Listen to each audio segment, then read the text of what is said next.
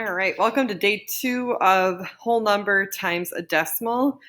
Today we're going to step it up a little bit in that there's going to be some more zeros showing up, and we're going to see how that affects the problem. Here's a little warning for you. It doesn't make it any more difficult. We're just going to see some different things happen here. So stick with me as we go through this. Because these are out front of 18, I can still do what I was doing yesterday, and I can not think about those being there. We're going to have to take them into consideration when I get my decimal put back in. But for right now, 2, we are going to leave them off of our multiplication because if I keep multiplying 2 times 0 and 0, I'm going to get some more zeros. So it doesn't affect my answer. So 2 times 8 is 16. Carry the 1. 2 times 1 is 2, plus the 1 that was up there, 3.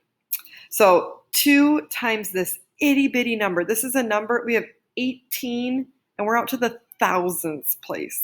Tenths, hundredths, thousandths. 18 thousandths. That's a tiny number that we're using. So 36 as an answer is way too big.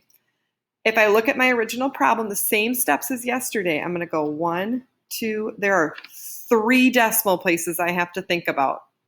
So like we did yesterday, I'm going to work my way back in. 1, 2, I don't have another space. I'm going to make it and put my decimal. I have to think about what value would I put here that wouldn't change the 36. And it's a lot like what we started with. So that 0 puts my place values. I needed 36 thousandths, so it needed to be a decimal far enough away. So I still moved it 3 places in. Add my decimal, and then I had to fill that empty gap with a 0. So we have an answer here of 0.036. Okay. Same steps as yesterday. Because they're out front like this, I can get rid of my zeros and do 2 times 18, which is 36. I have 3 decimal places, so I moved in 3 place values. Let's try some more examples.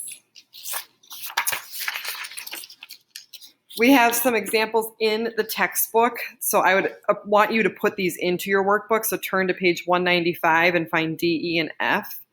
It's nice to have examples inside that workbook that you've solved so that when you go to your homework, you can refer back to those. So if you're feeling confident at this point, pause and try this first one, and then play so that you can see my solution to see if they match. If you're thinking, I want to watch her solve one more, watch me solve, pause before I get to E and F, and you can try those ones. So I'm going to work my way through. I'll try to slow down and say, please, I'm going to move on to the next one if you need to pause. So because the zeros are out front, I'm going to do 3 times 2. And 3 times 2 is 6. But I need to add my decimal back in. So there was 1, 2 places in that original problem. So I need to go 1, 2 back in, fill in with a 0.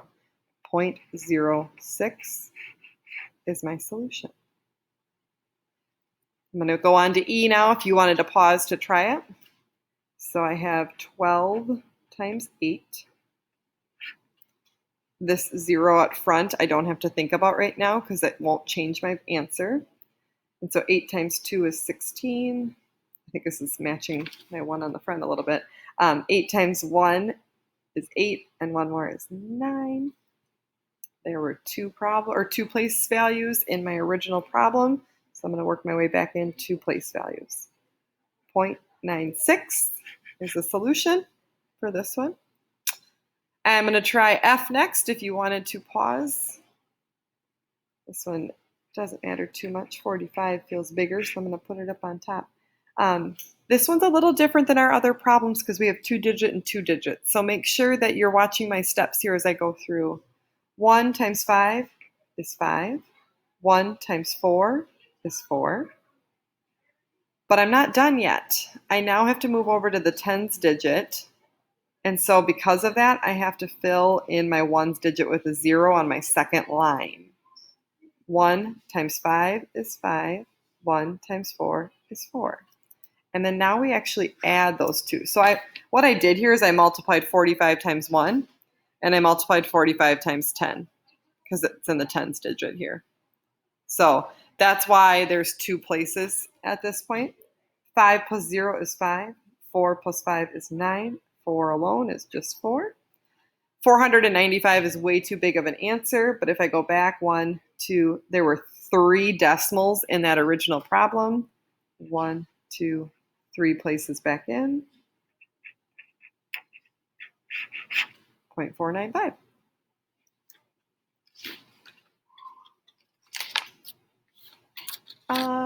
You are going to have some other kinds of problems in your homework. So I want to do one story problem with you quickly here, and then I will stop the video so that you can get to the homework part of it. So this is one kind of problem that you're going to see in your homework. Justin buys 12 pencils for 56 cents each. So each pencil is 56 cents. I got 12 of those. He pays with a $10 bill, and how much change will he receive? So this is a two-step problem. I need to figure out 12 pencils at 56 cents each. And so I could add 56, 12, or 0.56, 12 times.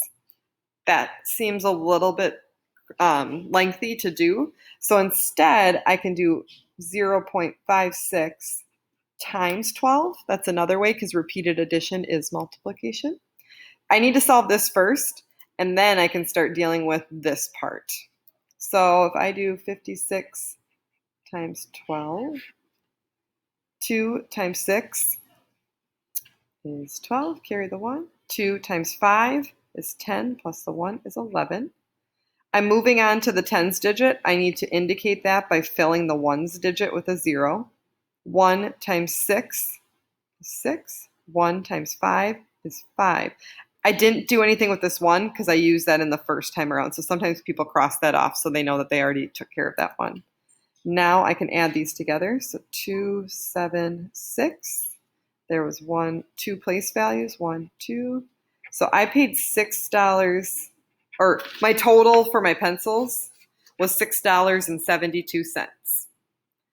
I highly recommend every time there's a story problem to reread it to see if we've answered it. So Justin buys 12 pencils for 56 cents each. He spent $6.72 on pencils. He pays with a $10 bill. How much change will he receive? Oh, this isn't his change. This is how much he had to spend. So they want to know if I have 10, and remember we're going to put dollars with cents, and I owed $6.72, I should get some money back from the cashier. This goes back to our subtracting decimal lessons that we were doing before this. This is that big borrowing problem. If you want to pause and try to solve, that would be a great idea. So I'm going to borrow the 1, put it here, borrow it, put it here, borrow it, put it here. So 10 minus 2 is 8, 9 minus 7 is 2, 9 minus 6 is 3, and I got rid of that. So the change that I get back, so this is the actual answer to the question, $3.28. You're going to have a problem like this, a two-step, where you have to find the price and subtract it from the amount of money they used to pay. All right, I will post the homework assignment so that you know what that is. Email me with any questions.